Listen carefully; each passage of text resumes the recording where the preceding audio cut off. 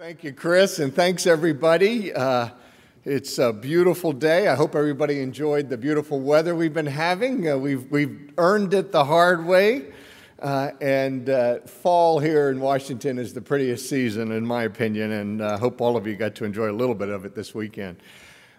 It is a thrill to be with you this morning and talk to you about a few of the things that you're wrestling with and we're wrestling with.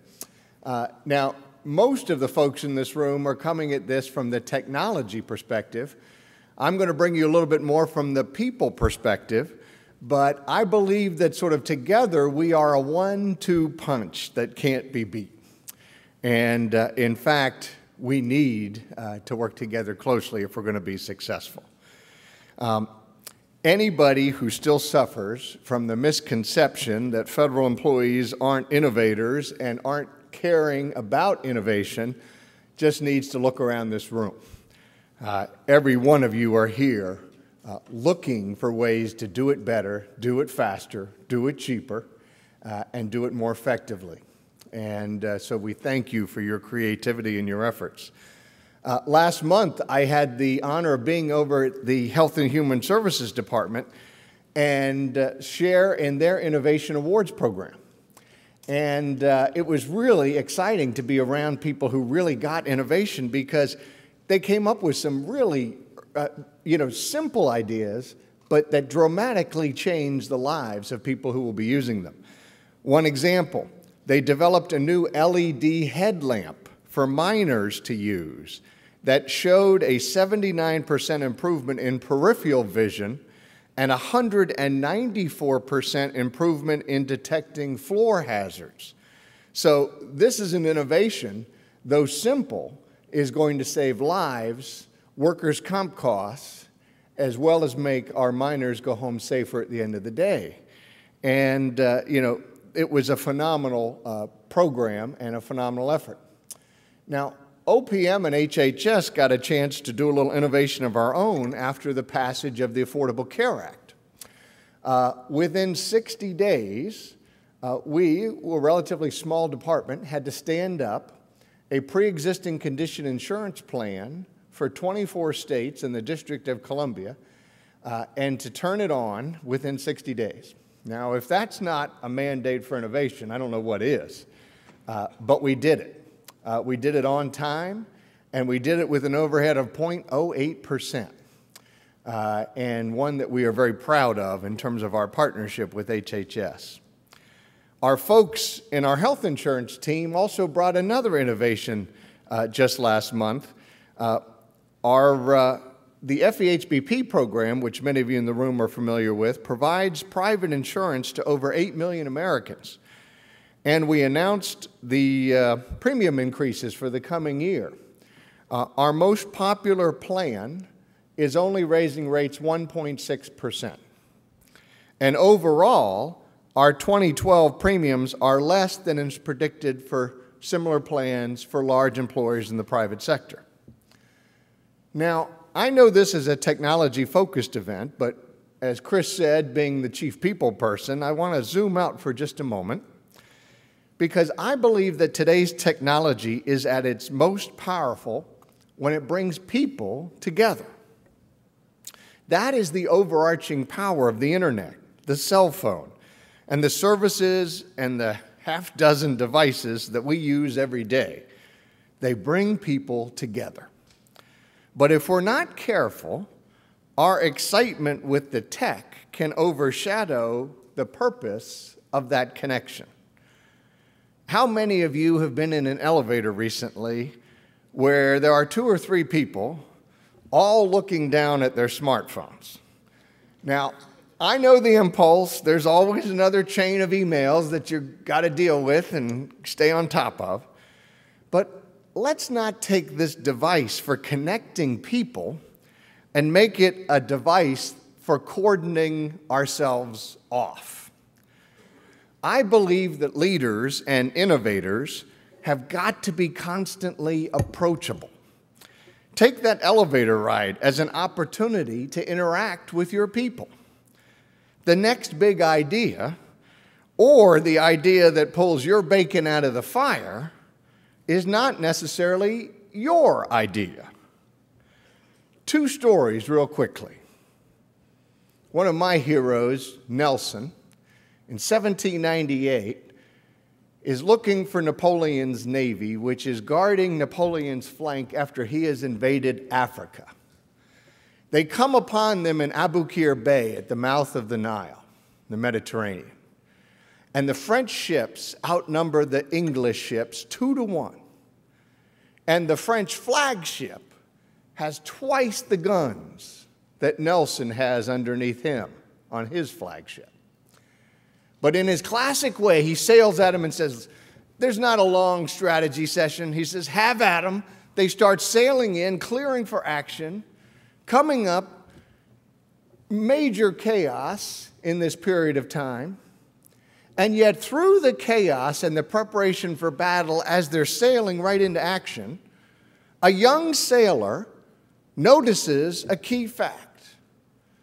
The French ships had docked very close into shore, so close that it was not expected one could pass between the shore and those ships. The young sailor signals to Nelson, look at the anchor chains.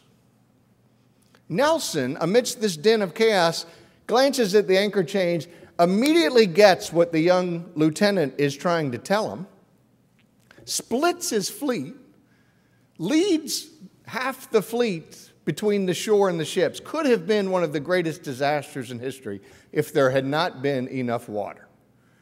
It turns out there was. And the French ships had not even opened their gun ports on the shore side. And when Nelson's strike ignites the powder supply on the French flagship, it causes the largest human-made explosion in history, heard 5 miles away. The French Navy is routed. Napoleon has to walk home. And thus begins his demise.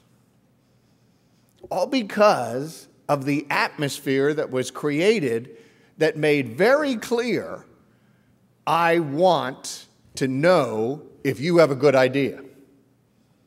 Now, do you think the time to ask for that help was while you're sailing into action? The time to create that environment is in the elevator. It's when your people will decide, are you someone who wants to hear ideas, who wants to hear criticism, who wants to hear comment? Or are you someone so focused and so cordoned off that you're not really interested in those ideas? Now, we had a similar event. Chris mentioned to you snow. I'm the guy who, for win or lose, gets to make the snow call in this town, which doesn't endear you to many. But last year, after one snow event, I get up. We make these calls. They're not very glamorous. We make them at 3 o'clock in the morning. And last year, there were 24 events where I had to be up at 3 o'clock in the morning. So, even though you don't remember 24 snowstorms, there were the possibilities of those events. But one morning, I wake up, and I have an email from somebody who I did not know at OPM who said, Mr. Berry, you don't know me, but I am driving into work, and on WTOP, they're saying they're trying to get hold of OPM, and nobody will return their phone call. OPM is still in bed. Well, I had just gotten out. I was like, oh my God. I am seriously, in my boxer shorts on the phone with WTOP, answering questions, doing the interview, putting a knife in the heart of, you can imagine, every 5 minutes, OPM still in bed, where that story would have ended up.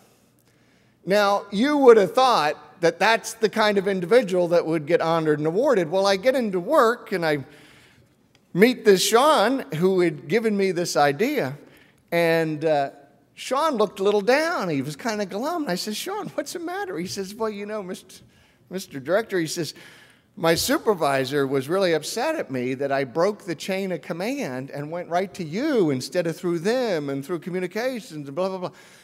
Well, you know what that would have led to? Another hour and a half of OPM still in bed. Well, It just so happened we had a town hall that day. And I got to present Sean, the guy who'd sent me the email, an on-the-spot cash award in front of his colleagues. And I had his manager present the check.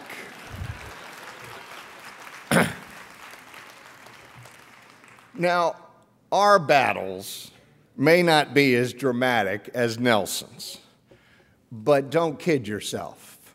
They're no less important. The United States government today faces more complex challenges than any other organization or any other period in history.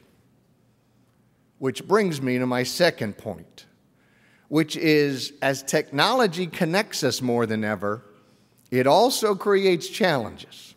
You just heard a few in the presentation before me. That greater connection raises the stakes for our success, for our speed, for our reliability. The solution, I would argue, again, is for us to figure out how to bring people together more creatively.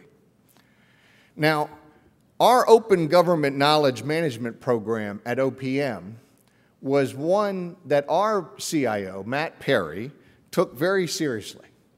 And when I tasked him to do this, and I said, look, I am serious about it. We want to be transparent. We want to increase access to our information. Make it happen. Well, Matt just didn't turn to his CIO staff. He brought in customers, agencies, people who regularly relied, people who turned to us for that snow information, academics who are recommending whether students should apply for jobs or not, unions that are looking for information. That team broke down silos, and they worked together, and in unleashing them, produced an award-winning result. Now, that didn't just happen with that team. We created a climate that also had people coming together on a regular basis. We have monthly town halls where not only I, but all of my senior team answer questions from everybody throughout the organization. People in the room, people online, which we connect up vis-a-vis technology, or people over the internet who email questions in to a proxy who sits in the front row and is able to say, question from the field. And our team has to immediately respond. People know that we want that engagement, we want that creativity. Now, something else we were able to launch, and this is a great connection of technology and people, was Idea Factory. This was a technology that Homeland Security developed, and we brought it in. It's a simple posting place where you can post an idea, people can debate it, they can vote on it, sort of like or dislike.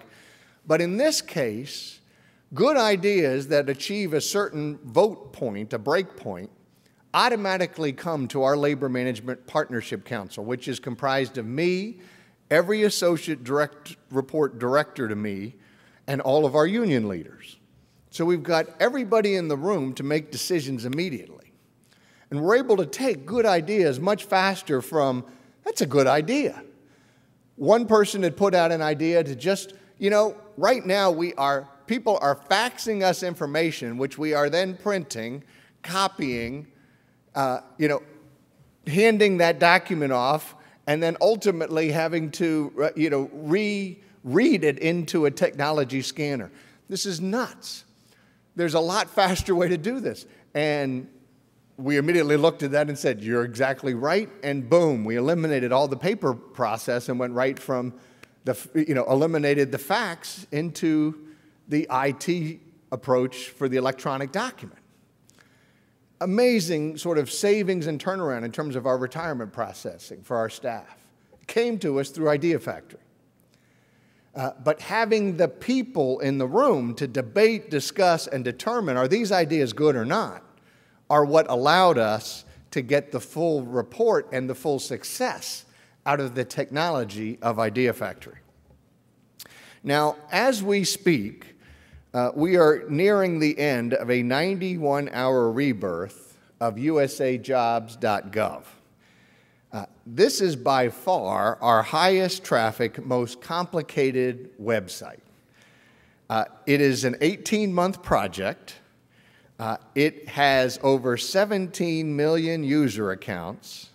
In 2011 alone, there were 21 million applications processed through this. This is the resume system by which people apply for federal jobs.